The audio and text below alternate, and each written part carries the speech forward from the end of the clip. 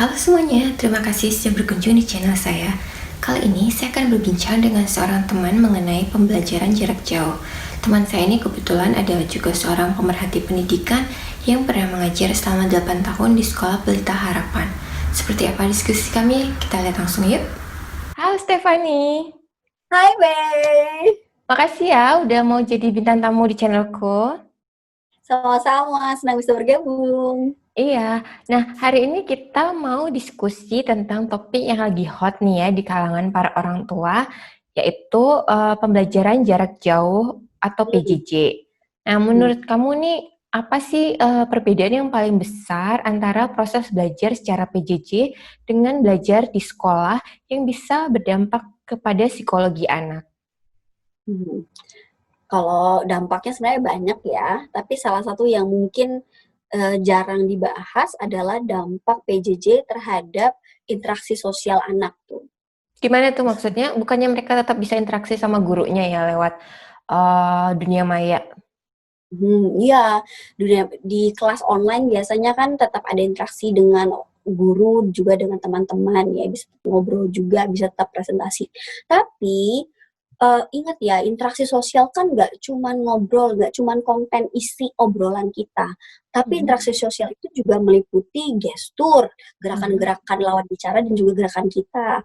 Juga, ekspresi wajah ya, ekspresi wajah kita, ekspresi ekspresi wajah lawan bicara, dan juga yang salah satu paling penting adalah kontak mata. Dalam interaksi sosial online, kita sebenarnya ada ilusi ya, contohnya kalau saya mau kontak mata dengan Mei misalnya, untuk memperlihatkan seakan-akan saya kontak mata dengan Mei, yang saya lihat itu kamera, bukan wajah yang ada dalam monitor Mei di Zoom saya ini, yang di sebelah saya. Nah, itu ilusi yang aneh, yang sebenarnya sangat sulit untuk diterima otak kita. Nah, dan ilusi yang tidak bisa diterima itu, itulah menyebabkan si anak sendiri merasa kurang ya, agak beda ya interaksinya ya, dia sih seakan-akan hilang hubungan, kehilangan koneksi antara dirinya dengan lawan bicara, dengan orang lain, Mhm. entah itu guru ataupun teman-teman. Nah ini, kehilangan kontak atau kehilangan hubungan ini, makin lama kalau ditumpuk-tumpuk bisa berujung kepada social isolation, yaitu perasaan kesepian, perasaan sendirian, perasaan Mhm. jauh dari hubungan sosial Oke. gitu. Ini rasa kesepian ini kira-kira ke depannya bisa bikin anak menjadi stres nggak ya? Ya, pastinya. Manusia itu kan makhluk sosial ya, jadi kita punya kebutuhan dan itu kebutuhan dasar ya. Mmm. Kebutuhan dasar kita untuk berhubungan dengan orang lain dalam bentuk interaksi. Apalagi biasanya kita bisa berhubungan fisik, kita bisa pegang, kita bisa peluk, kita bisa tos teman kita, mungkin Mhm. anak-anak bisa main bola bersama gitu, tackle-tackle-an ya. Dan Mhm. sekarang kalau itu tidak bisa lagi. Nah, ini pasti ketika ada kebutuhan sosial yang tidak terpenuhi, katakanlah biasanya kita punya tingkat yang tinggi ya untuk, kebutuhan kita untuk bisa terpenuhi, kita butuh satu tingkat yang tinggi gitu. Dan sekarang kita rasakan dengan, eee, keadaan yang segala sesuatu harus online ini, kita pemenuhan kebutuhan kita tuh rendah. Nah jadi, Mhm. jarak antara yang kita harapkan dan yang nyatanya kita dapatkan ini, itu menimbulkan masalah yang akan berujung pada stres Oke. pada si anak. Kira-kira gimana cara kita sebagai orang dewasa membantu anak-anak melewati masa yang sulit ini? Mhm, ya. Jadi, mmm, awalnya kita harus ingat dulu bahwa manusia kan beradaptasi ya. Mmm. Jadi katakanlah kita awalnya punya kebutuhan segini yang tinggi, Mhm. karena kebiasaan kita ya seperti itu. Dan sekarang tingkat pemenuhan kebutuhannya rendah. Tapi ingat makin lama kita akan terbiasa, sehingga pemenuhan kebutuhan rendah ini pun makin lama kita anggap ya kebutuhan kita akan jadi turun juga dan, keadaan ini akan terasa seperti hal yang normal saja Ah, kayak iya, tapi sayangnya kan kita nggak tahu berapa lama masa ini harus kita lewati dan kita nggak tahu seberapa mampu masing-masing anak itu untuk bisa beradaptasi. Ada tips and trick kira-kira cara untuk mengurangi stres tersebut pada anak? ya. Mungkin tips and triknya saya mau colong nih dari komunitas homeschooling. Ingat ya, Mhm. Oke. kalau bagi orang tua yang biasa mengirimkan anaknya untuk bersekolah di luar, sekarang anaknya harus belajar di rumah. Nah, hal seperti ini sebenarnya pengalaman sehari-hari komunitas homeschooling. Nah, apa yang mereka bisa lakukan untuk mengatasi kebutuhan atau misalnya memenuhi kebutuhan interaksi sosial si anak? Biasanya yang mereka lakukan adalah play date.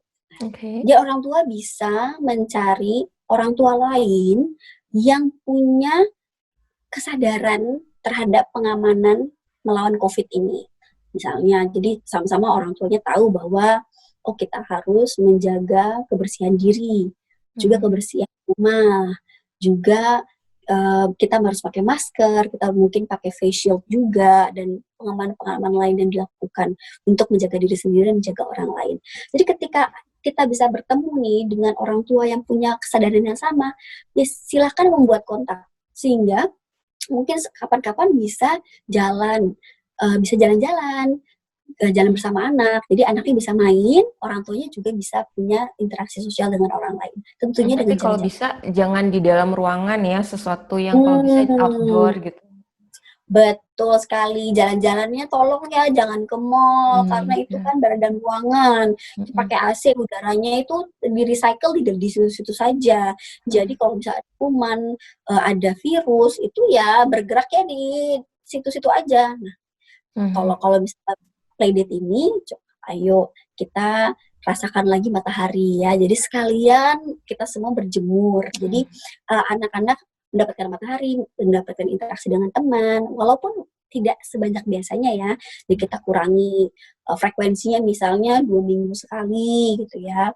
Atau dan juga sebenarnya tetap sih berkurang intensitas interaksi fisiknya, karena kita kan harus jaga jarak. Kita harus pakai masker ya, kita jadi cuma mata saja kelihatan, mungkin suara agak kurang terdengar. Mungkin orang tua merasa repot banget kalau misalnya keluar bawa anak, karena ada pencegahan yang harus dilakukan sebelum berangkat, dan juga ketika pulang tuh ada hal-hal yang harus dilakukan, dan itu repot. Iya sih, memang repot, tapi ingat, kita harus menemukan titik di mana pemenuhan kebutuhan kita itu sebanding dengan kerepotan yang kita alami gitu. Jadi ya memang repot, tapi kan kebutuhan kita juga terpenuhi. Jadi harus ketemu di tengah lah antara dua. Ya itu sebenarnya solusi yang masuk akal dan doable ya, bisa dilakukan, dan walaupun frekuensinya mungkin cuma 1 kali atau 2 kali dalam sebulan, itu masih jauh lebih berarti daripada tidak ada interaksi sosial sama sekali. Dan ada satu isu lagi dalam hal berkaitan dengan PJJ ini, yaitu orang tua yang fungsinya atau perannya menjadi berlipat ganda karena adanya PJJ ini.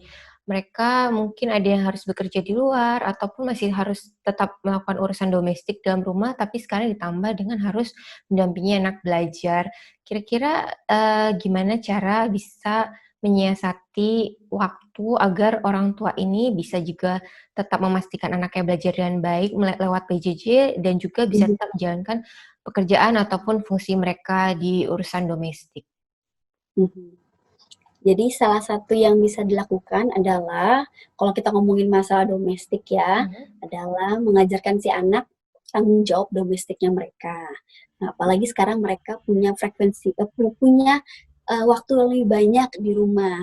Nah, mereka itu harus diajari bertanggung jawab, mungkin untuk kamar sendiri, untuk tas sendiri, untuk mungkin si sulung menyapu dan si bungsu mencuci piring ya. Jadi orang ingat bahwa orang tua itu bisa berbagi tugas rumah ini dengan anaknya. Ya, bagaimana dengan anaknya, kalau misalnya anaknya masih kecil? Ya, kita suruh anak kecil pekerjaan yang kecil. Nanti makin besar kita bisa berikan mereka pekerjaan yang besar. Ingat, tanggung jawab juga adalah suatu hal yang diajarkan di sekolah maupun di rumah kepada si anak. Jadi pakailah kesempatan ini sebagai kesempatan untuk mengajarkan anak untuk bertanggung jawab atas tugas-tugas rumah. Satu ya.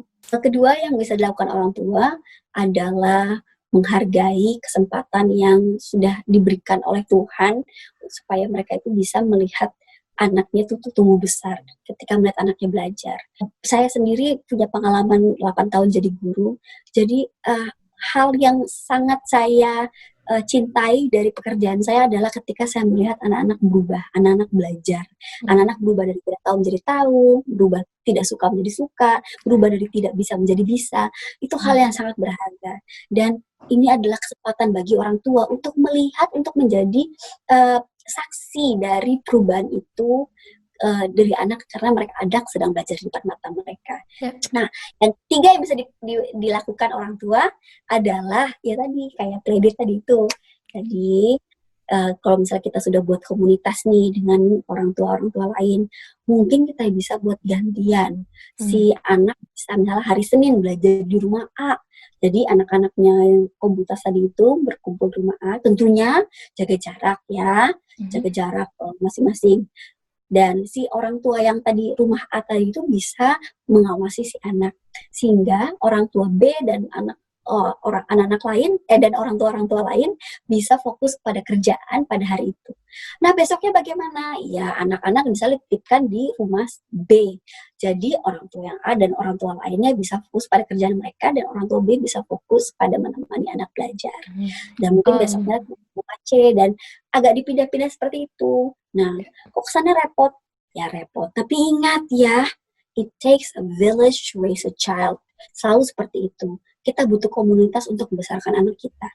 Jadi jangan malu untuk memulai komunitas ini. Dan juga jangan merasa repot ketika anak titipin pada kita.